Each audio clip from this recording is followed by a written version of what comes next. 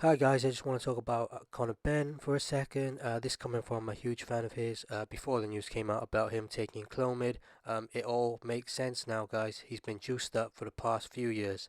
Look at the Payload fight and look at how we struggled against him. That was when he must have realized he needed to take something to give him the edge. And it's really obvious now. Go back and look at his last fights and compare them with the fights before Payload.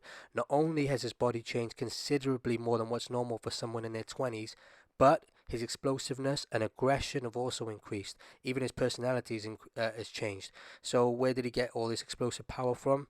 He didn't always have it, but he's been roided up for quite some time. Chris Eubank Sr. knew about this adverse analytical finding from late August. And why do you think he wanted to pull Eubank Jr. out of the fight? Consider this. Eubank Jr. was being made to go to a weight that he hasn't been at in many years, and he was being made to do that while Conor Benn was taking PEDs and had no weight cut. Ben would have been literally full of energy and testosterone, and Eubank Jr. would have been drained, literally. And that's why the fight was so dangerous. And Eubank Sr. knew this, and understandably wanted to boycott it.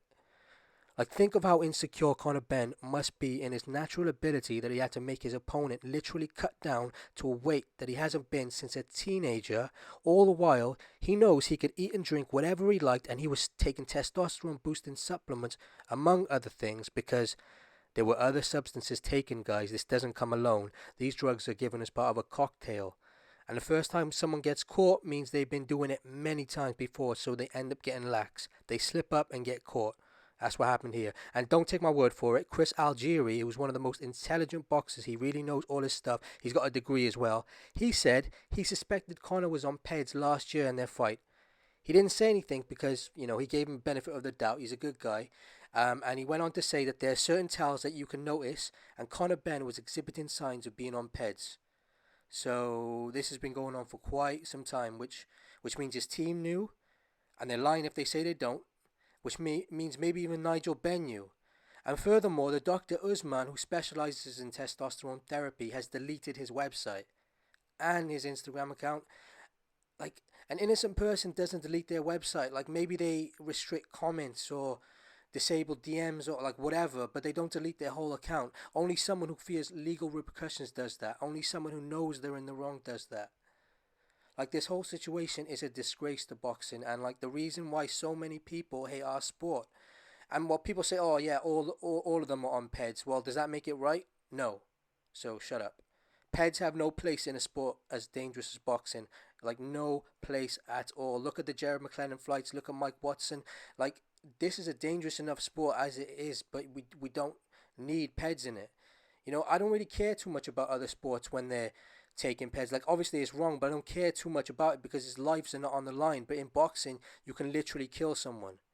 And like, as far as Conor Benn's career goes, he's still young, and I understand people make mistakes, but this will be a huge asterisk next to his name for many years to come, like maybe his whole career. And if I was Conor Benn, or if I was someone advising Conor Benn, I would tell him to come clean. Like, boxing fans, for the most part, we're not stupid, and we know for a fact that Ben has cheated. We know for a fact that Ben's cheated. This drug is not in beef. It's not something you can accidentally take. And another thing I'll say is that Dr. Usman, he needs to speak up now. He's made everything look all the more dodgy by deleting his socials and his website. He needs to come out and tell us his side of the story. Obviously, it's probably all going to be lies, but at least be a man and speak up. And I will end with this. Boxing fans are, for the most part, not completely toxic, and we understand people make mistakes. Conor Benn should come clean, and I guarantee that some of us will come around. I guarantee. But if he keeps on lying and deflecting as he's done last week, then like I'll never respect him again. I know for a fact a lot of boxing fans will never respect him again. Anyway, thanks for listening, and if you like the content, like and subscribe.